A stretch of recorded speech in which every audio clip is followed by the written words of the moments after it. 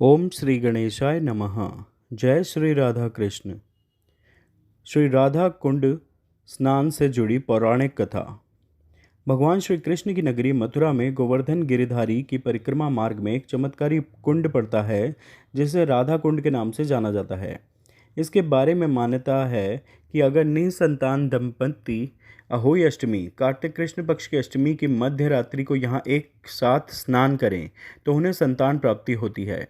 ऐसा माना जाता है कि आज भी कार्तिक मास के पुष्य नक्षत्र में भगवान श्री कृष्ण रात्रि 12 बजे तक राधा जी के साथ राधा कुंड में अष्ट सखियों संग महारास करते हैं। इसलिए अहोई अष्टमी के दिन यहाँ अष्टमी मेला लगाया जाता है। अहोई अष्टमी का यह पर्व यहाँ प्राचीन काल से मनाया जाता है। इस दौरान पति और पत्नी दोनों एक साथ निर्जला व्रत रखते हैं और मध्य रात्रि को राधा कुंड में डुबकी लगाते हैं। केवल इतना ही नहीं, जिस दंपत्ति की मनोकामना पूरी हो जाती है वह भी अहोई अष्टमी के पावन पर्व पर अपनी संतान के साथ यहाँ राधा रानी की शरण में हाजिरी लगाने आता है। कहा जाता है कि यह प्रथा द्वापर युग से चली आ रही है। इस प्रथा से जुड़ी एक कहानी का पुराणों में वर्णन है जो इस प्रकार है।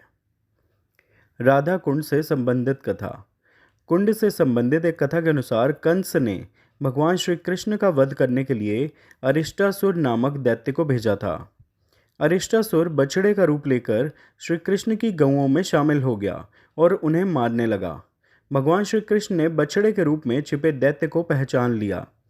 श्री कृष्ण ने उसको पकड़कर जमीन पर पटक पटक कर उसका वध कर दिया। यह देखकर राधा ने श्री कृष्ण से कहा कि उन्हें गौ हत्या का पाप लग गया है। इस पाप से मुक्ति हेतु उन्हें सभी तीर्थों के दर्शन करने चाहिए। राधा की बात सुनकर श्री कृष्ण ने देवऋषि नारद से इसका उपाय पूछा। देवऋषि नारद ने उन्हें उपाय बताया कि वह सभी तीर्थों का आवाहन करके उन्हें जल रूप में बुलाएं और उन तीर्थों के जल को एक साथ मिलाकर स्नान करें, जिससे उन्हें गौ हत्या के पाप से मुक्ति मिल जाएगी। देवऋषि के कहने पर श्री कृष्ण ने एक कुंड में सभी तीर्थों के जल को आमंत्रित किया और कुंड में स्नान करके पाप मुक्त हो गए। उस कुंड को कृष्ण कुंड कहा जाता है, जिसमें स्नान करके श्री कृष्ण गौ हत्या के पाप से मुक्त हुए थे।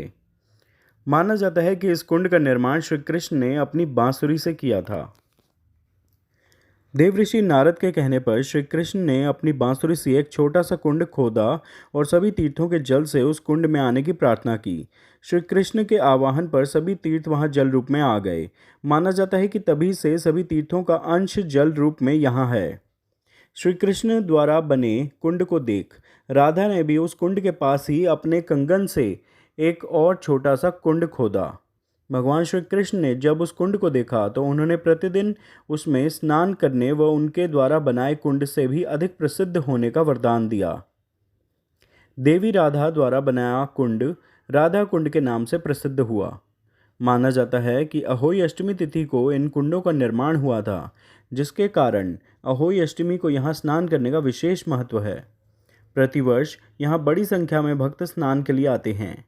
कृष्ण कुंड और राधा कुंड की एक अपनी विशेषता है कि दूर से देखने पर कृष्ण कुंड का जल काला और राधा कुंड का जल सफ़ेद दिखाई देता है, जो कि श्री कृष्ण के काले वर्ण के होने का और देवी राधा के सफ़ेद वर्ण के होने का प्रतीक है। अहोई अष्टमी के दिन यहाँ पर भक्तों की भारी भीड़ एकत्रित होती है। दोस्तों, अगर आपको ये वीडियो पसंद आई तो कृपया से लाइक व शेयर ज़रूर कीजिए। साथ ही में अगर आपने मेरा चैनल अभी तक सब्सक्राइब नहीं किया तो कृपया से सब्सक्राइब भी कर लें, ताकि जो भी नई वीडियोज़ हम लोग अपलोड करें वो तुरंत आप तक पहुँच जाएँ। आपका बहुत बहुत धन्यवाद। जय श्री कृष्ण। हर हर महादेव। जय माता दी। जय श्री राधा कृष्ण।